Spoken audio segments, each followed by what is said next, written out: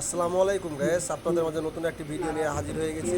আজকে আমরা দেখব গরিবের নেওয়াজ হোটেলের ভাজি রেসিপি, যা আমরা পরোটা দিয়ে খাই।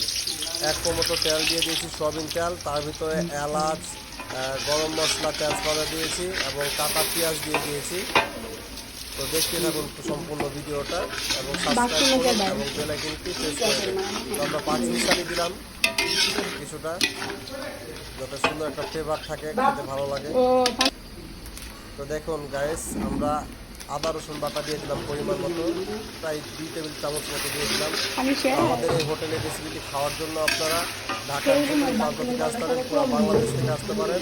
আমাদের সোনারগাঁয়ের চৌরাস্তায় গরিবের পাশে আমাদের গরিবের নেওয়াজ হোটেলটি অবস্থিত এবং এখানে মানসম্মত খাবার পাওয়া যায়। বাসাতে সুন্দর পরিবেশে রান্নাবান্না করা হয়। আমরা পরিমাণ মতো লবণ দিয়ে দিলাম, পরিমাণ মতো হলুদ দিয়ে দিলাম, প্রায় 2 টেবিল চামচ দিয়ে দিলাম। তো আমাদের পাক বাসার পাকের মতোই, আমরা বাসায় এই পাখি খাই। বাসার জন্যই মূলত রান্না করা হয়, সেগুলোই হোটেলে ইউজ করা হয়। তাহলে বুঝুন বন্ধুরা কেমন মজা হতে পারে। দেখুন, এগুলো আমরা ভালো মতো কষাই নিচ্ছি মশলাটাকে,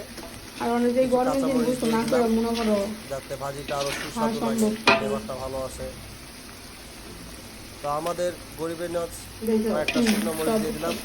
আমাদের গরিবের নেওয়াজ হোটেলে সব ধরনের খাবার পাওয়া যায়। হাঁসের গোস্ত, গরুর গোস্ত, খাসির গোস্ত, তারপর হচ্ছে ডিম, ডাল ভাজি, আলু ভাজি, পরোটা, ভাত, ভুনা খিচুড়ি, ডিম ভাজি, সব ধরনের বাংলা খাবার পাবেন আমাদের হোটেলে।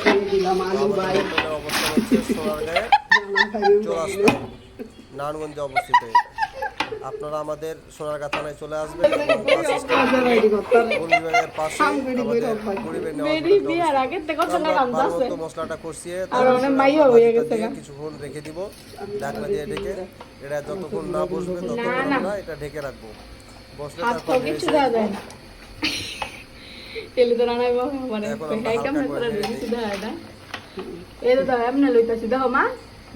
তুমি দেখো ভাসানী স্টেডিয়ামের সামনে সে বাসগুলো থাকে, আমরা ঢেকে দিলাম সিদ্ধ হওয়ার জন্য। এই যেটা কিন্তু সিদ্ধ হওয়ার পরে কিছুটা বসে গেছে, কত সুন্দর লাগতেছে।